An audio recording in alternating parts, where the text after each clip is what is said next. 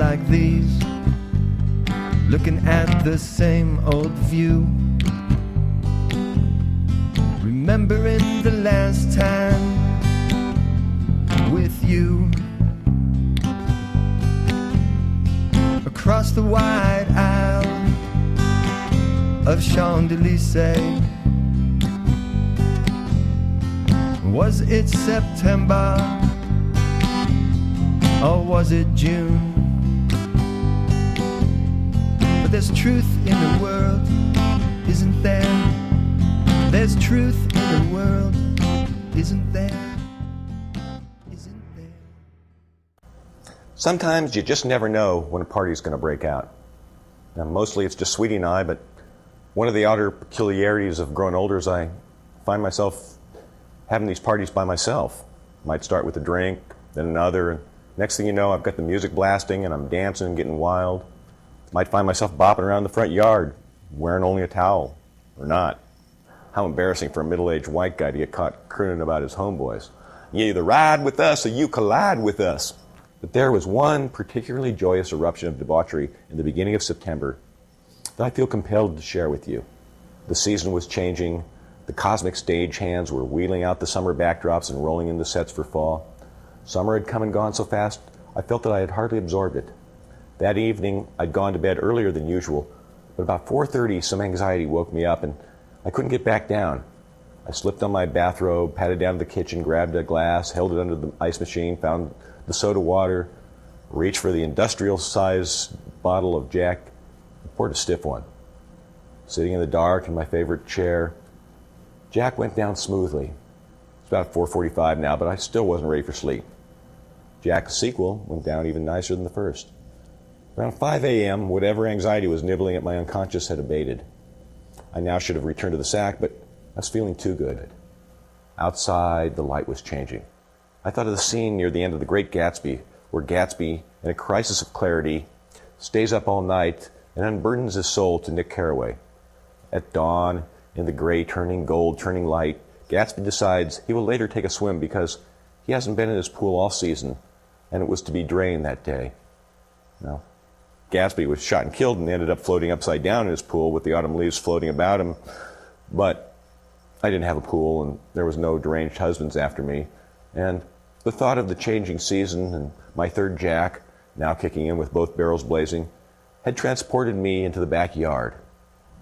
I stood in my special scent garden that Sweetie had planted outside my office window and took in the gardenias and jasmine and the tiny white buds of the sweet olive bush that were coming into bloom. They smelled delicious. I became sad at the thought that they might have bloomed and I might have missed them. The moon hadn't dropped and the pale purple sky was just becoming opalescent. In the east, where the first light appeared, the trees remained shrouded in darkness. I thought of my friend Gail Lowry, who paints exquisite landscapes. This was her time of day. This is what Gail could have painted, and I wished I could paint, if for no other reason than to move beyond collecting dead butterflies and calling them ready-made poems. I imagined the orange California poppies in my wildflower garden as Monet abstracts. Then I wondered if my neighbors in back could see me out here plastered like this. Good old Harold and Brenda. They never bothered me about my outdoor speakers, never told me to turn down the music. There was a couple next to them who complained. I decided I'd like to move them out and move in George and Martha from Who's Afraid of Virginia Woolf. Sure, George was a disappointment and Martha was a lush, and there would be the screaming to put up with, but they would be just winding down for the evening and maybe celebrating the dawn themselves. I could put on music, maybe some Debussy piano improvisations, and we could all finish the party in a civilized way. But that might wake Sweetie up, so instead of music, I strolled down towards the pond.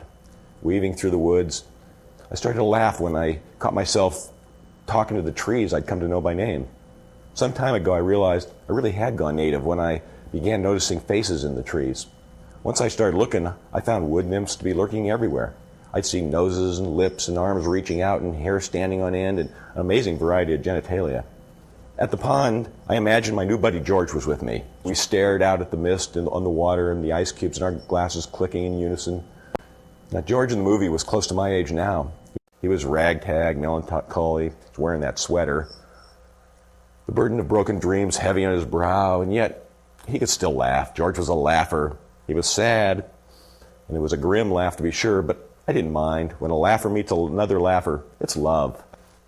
And besides, I knew George was really Richard Burton and Martha was really Liz, so we stood there silently for a while, each pondering the ironies of our existence, till a flock of geese flew overhead, honking, "Hello, geese." When George took off, I prayed, gave thanks, and repeated an affirmation. Yield to bliss, embrace the miracle, cherish the ridiculous, devote to something worthy. Like George, I thought I would have amounted to more by now and been further along, but all the same, it's been a charmed life. I thought of charming people I'd known and charming places and other magical nights meeting the dawn like this.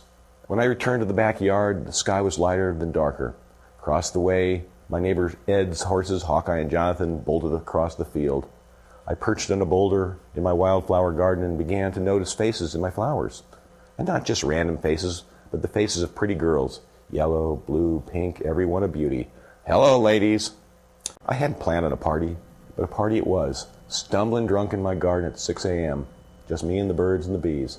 "Hello, Mr. B." And then the dance of the white butterflies.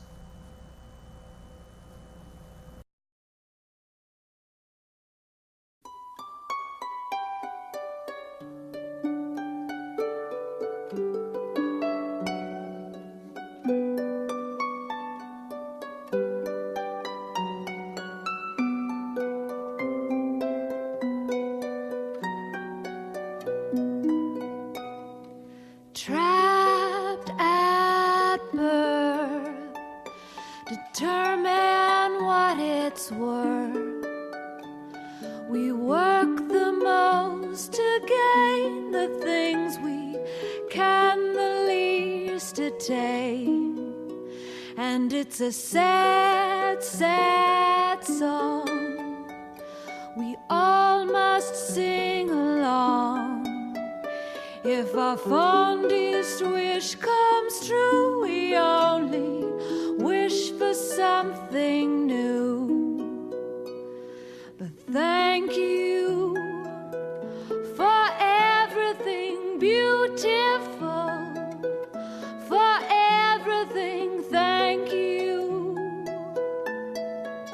I love you so, I love you so, I love you so, I love you so.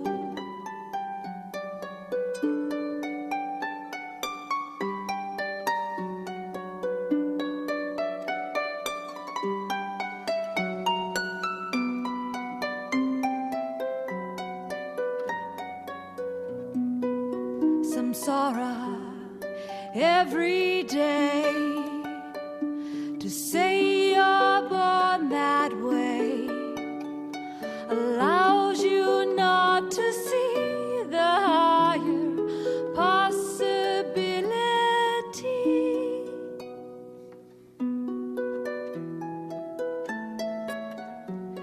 But thank you for everything beautiful, for everything, thank you. I love you so, I love you so, I love you so, I love you so.